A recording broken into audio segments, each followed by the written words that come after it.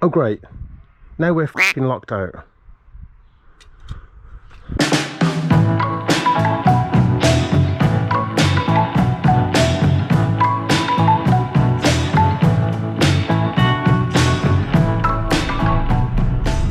Hello and welcome to another episode of Project 306, the accidental project, because I never did buy this car for a project, or rather I never intended for this car to be a project. Well, that's what it turned out to be. And we're driving the 306 today because his MOT runs out today. This is the last day we can drive him before we get a new MOT. And I have joked in the past about the fact that this car's not going to get another MOT. But all joking aside, I would like to think that with all the work that we've put into this car, I'd like to think that actually he could get an MOT. So what have we done then since last video? Well, we changed the horn. In fact, that reminds me, I've got to change the horn. Very simple job. And I haven't actually tested it yet, so I'm hoping it's, let's have a look. Yes, finally we have a working horn, which is, it's good. It's good as far as roadworthiness goes and MOT, but I must admit I am gonna miss that comical half-dead broken horn that we had, because that just used to make me laugh. Every time I used that horn, it would make me laugh. So then, other than the horn, what have we done? Well, after the horn, which was a simple one, I turned my attention to the fact that we didn't have a working airbag light. Now, I know there's something up with the airbag. There's no airbag light that comes on when you put the ignition on. You don't get the airbag light. And once you start the car, all the lights go off, apart from the handbrake light at the minute. But there's no airbag light, which makes it look like there's no airbag fault. But that in itself's a fault. If that light doesn't come on with the ignition and go off when you start the engine, that's an MOT failure. And I've ran diagnostics and it clearly shows that there's an airbag fault, and it shows that the airbag fault is behind the airbag itself. It actually sits behind the steering wheel, so yeah, that's gonna have to come off next. So, airbag removal. If you remove any of your airbags and they blow up in your face, please don't blame me. I would only suggest that people remove their airbags if they know what they're doing. So, first order of business, we've disconnected the battery, and they do say if you're going to remove an airbag, disconnect your battery and leave it 10 minutes before you do any work. So, what I like to do is I like to lock the steering right there, because the two bolts that you need to get to are right behind here, and you'll get access to it now. So you need a Torx. I've got a 27 and a 30. And for some reason this 30 doesn't have an end on it, which is weird. But I believe it's a 30. So we'll have a go on a 30. I once had an airbag get stuck. It was Lexi actually. Trying to get Lexi's changing Lexi's steering wheel actually, trying to get the airbag off. And someone had cross-threaded one of the bolts. So I had to get what's known as a grab it, and I had to drill the bolt to get it to come undone. Right, it feels like both of these have loosened off now. So I might be able to use the 27 now. That does have an end. There we go.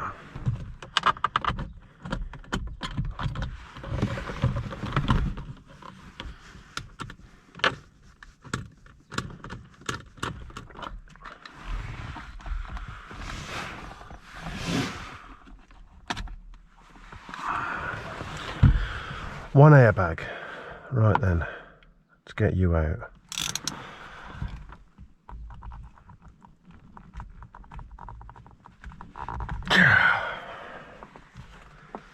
There we go. Let's just loosen off the wheel. Oh, there we go.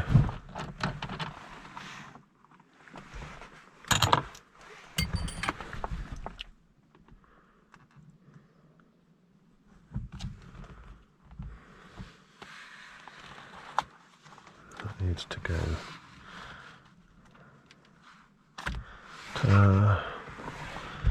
Oh, crikey. Now I've got to remove this dodgy steering cowl. Oh well, at least one of the screws on this cowl haven't been bodged. It's a bodger's paradise again. I don't know why I find it funny actually, but I do love this car. Look at that for a whopping great wood screw. Look, it goes all the way through there.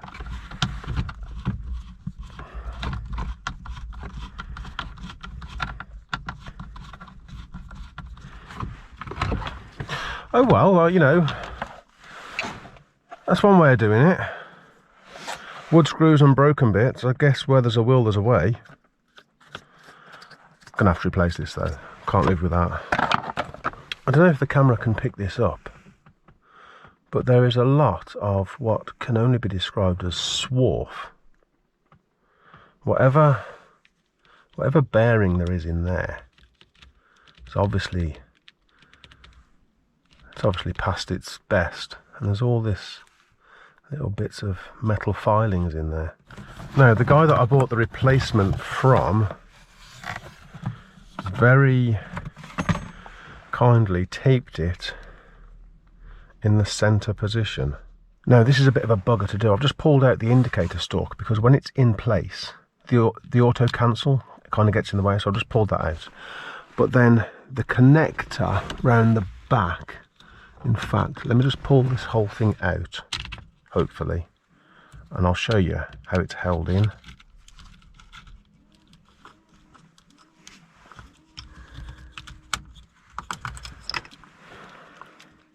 So this connector is actually pushed down onto a bracket behind here and clicks in place, and then it's connected there. So you remove this connector first, which is held in by a typical Peugeot clip there. You remove that, and then you have to get a screwdriver in behind this, and you remove it by pushing it down. You know, the tendency is to pull it away from where it is because we're trying to remove it, but you don't. You actually, there's a little clip there, and you get the screwdriver in over that clip, and you push the whole brown connector down, and it disconnects. What a pain. Put that through. Get that in place. Feels a lot better than what we had. And that's where I think the center position is. 1, 2, 3, and it stops.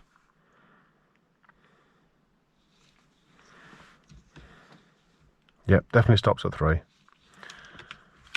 1, 2, 3. So that's where I think the center position is. Let's go the other way. 1, 2, 3, and it stops. So it is 3 and 3. 1, 2, 3. That's the center position. Right, let's try and get this stupid clip back in. Possibly broken on removal. Oh no, there we go. Haha! Small victories. And somewhere along the way, I think I did the airbag ribbon first. I did the seatbelt pre-tensioners last. What I had to do was I had to pull out the clocks because the airbag light itself wasn't working, so I was going to need to get in to see what was up with the bulb. The steering wheel was off, that's it. It was whilst I was doing the airbag ribbon, I pulled the clocks out. Okay, so the airbag light. Been a while since I took some clocks out. I can already see a problem. One screw there and a screw missing. Oh, not a surprise. Just another screw that I need to replace that someone else didn't. Is there any up here? Oh yeah. Oh no. Oh. There's meant to be 4 screws holding this bezel in place, and there's 1. I need to make a note for myself for next time. Next time I buy a 306, and let's be honest, it's going to be at least 20 years old these days, I need to buy a set of Torx, screws and bolts beforehand, because if it's anything like this, I mean, I've literally got one screw to remove to get this bezel out. Now, I already suspected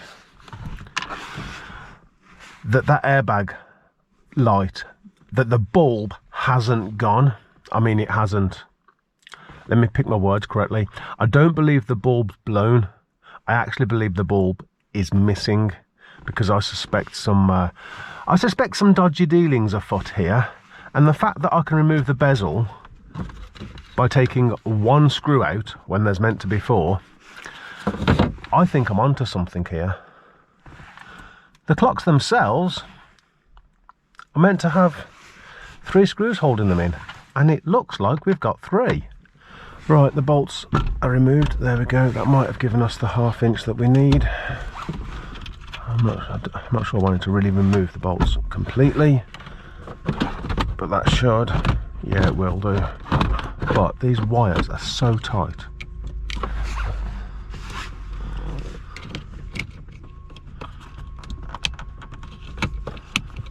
One, 2, here we go. Right then, so the airbag is meant to be underneath the engine management light. Now, I believe it's bottom left on there, which would be this one here. Well, what do you know? It is actually blown. Let me just make sure this is the right one. Let me just shine a light. Here we go, airbag. Well, I have got a replacement, because I suspected shenanigans actually, and I expected that the bulb in its holder would have been removed. What is interesting though is that all those holders are grey except this one. I'm wondering if that bulb just happened to blow. I'm not convinced. I reckon someone's gone and stuck a blown bulb in there. There's one. There's the other. Come on. There we go. And now the steering wheel, that connector's not quite. There we go. That feels good.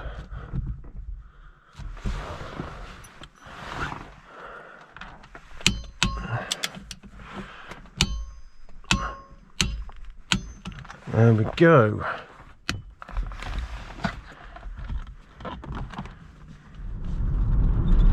And once we'd fixed the airbag ribbon behind the steering wheel, I then had to turn my attention to the seats, because the seats in these cars have pre-tensioners. Now, there was a whole bunch of airbag faults when I first hooked up the diagnostics, and some of them cleared, but some of them didn't. And one of the ones that, I say ones, there was 2 of them, both of these seats, the wires for the seatbelt pre-tensioners were broken. It was like the ends had been cut off and someone had tried to fashion some sort of connector on there. It was never going to work. Fortunately, I was able to find the correct replacement wires, but it meant pulling the seats out again. I'm becoming an expert at pulling the seats out of this car, but it did give me an opportunity to clean the carpets again. So we got the seats out, changed the wires, and then we got the seats back in. And once all of those airbag jobs were done, it was a case of cross fingers, cross toes, turn the ignition on, start the engine, and hope for the best. Right, so the seats went back in last night. It was a little bit too dark to film, but we should now be good for our airbag light. There we go. And then we turned our attention to the headlights. If you've watched previous videos, you'll remember that I was talking about the dodgy headlight that I had. It had a broken mount. It clearly had a broken mount. I hadn't checked it out, but it definitely had a broken mount. So what we did then was we pulled the bumper off to check this dodgy headlight mount, only to find that we actually had a dodgy broken mount on both headlights.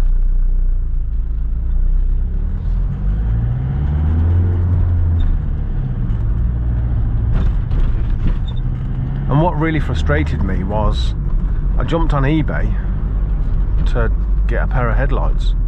It's what I've always done. But then, forgetting for a moment, it had been about 6 or 7 years since I last owned one of these cars. And there's me thinking I'll jump on eBay and get a pair of headlights. Nope, that wasn't happening. I found some. I wouldn't say I found loads. Plenty of phase 2s, not many phase 1s, but I was of course after phase 3s, and I was struggling to find them. And then when I did find them, they all had broken mounts. Like, what's going on? Why are people selling headlights with broken mounts? I don't know, maybe these people don't know, or maybe they do know and they're selling them anyway, or maybe that these headlights are so rare nowadays that we have to make the best of what we've got, you know. And I started thinking, well, do you know, if we have to make the best of what we've got and we have to buy headlights that have got broken mounts and fashion our own mounts, well, I may as well fashion mounts for my existing headlights. So this is the bottom mount, which is broken on both sides. It's meant to fit just in here. And yeah, took the screw out, and this one doesn't actually wobble much. So I need to fashion a bracket to hold that in place. So the main mounts on these headlights are the top one there and the side one just here. The bottom one doesn't do much, but still we've managed to fashion a bracket to hold it in place. It looks terrible and I hate it. I can't help but feel like it's a bodge, but we've got one on this side and one on this side, and they are doing the job. They're holding the headlights in place, but I just can't help but feel like it's a bodge. And I know this car is a bodger's paradise, but I was meant to be fixing it, not bodging it. But in the absence of being able to buy any headlights, it'll have to do for now.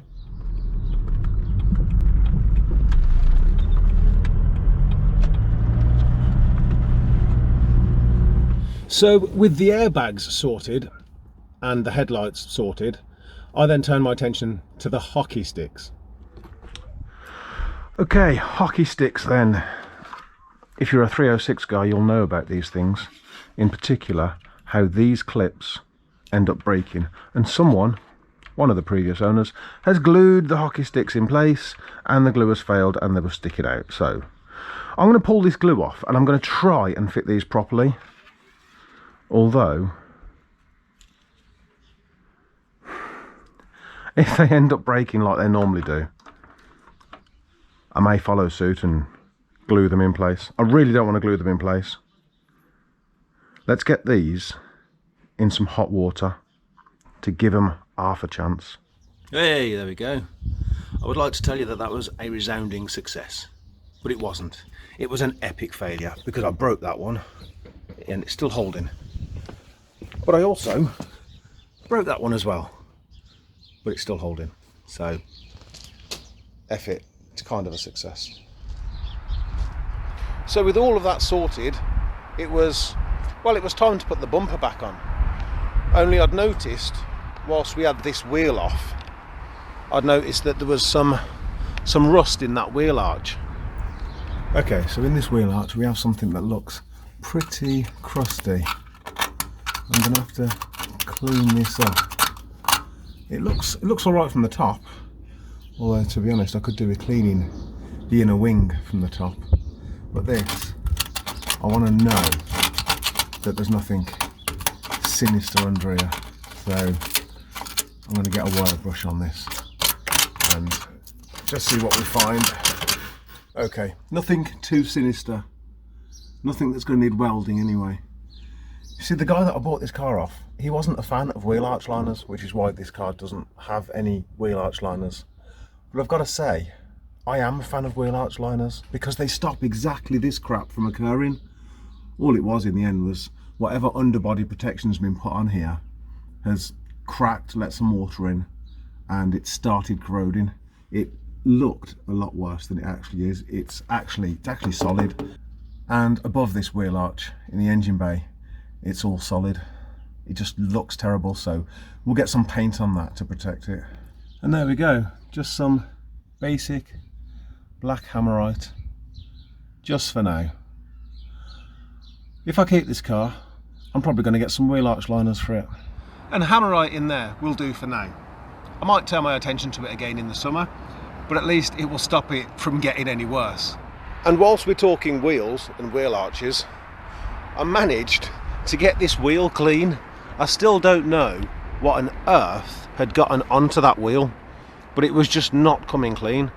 I had to take the wheel off and T-cut it, which I'd rather have not had to have done that, but it's been T-cut, it's been polished, and it's back to looking how it's meant to look, really. Kind of looking how, well, the rest of them look, because I had 3 clean alloys and 1 terribly dirty alloy that just would not come clean, and no, I could not have lived with that. So we've now got 4 clean alloys.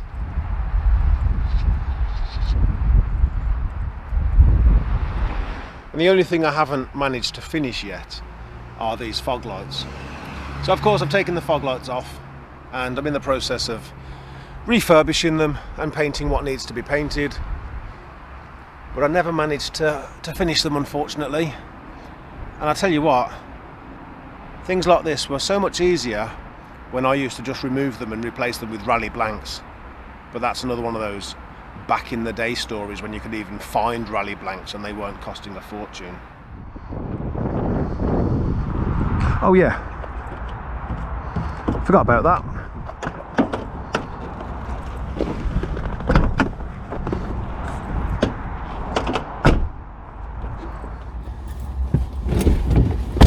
So other than the fog lights then, I'd say we're sorted. Oh, and the door handle that broke at the beginning of this video, because that definitely is an MOT failure.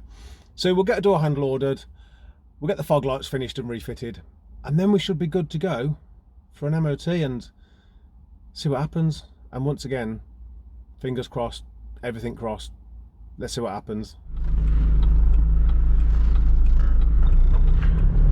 So we'll get a door handle ordered.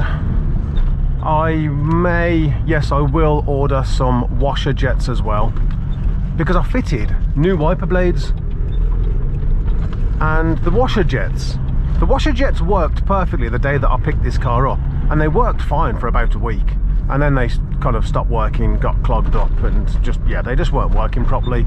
And I've tried to clear them, they're not clearing. I've got 1 on the left, no, I've got 1.5 on the left working and 1 on the right. It probably would be okay for the MOT, but there's meant to be 4 jets there and I've got 2.5. It's not going to work for me, but we'll get those 2 things ordered, fitted, and then finally it's time to go get an MOT.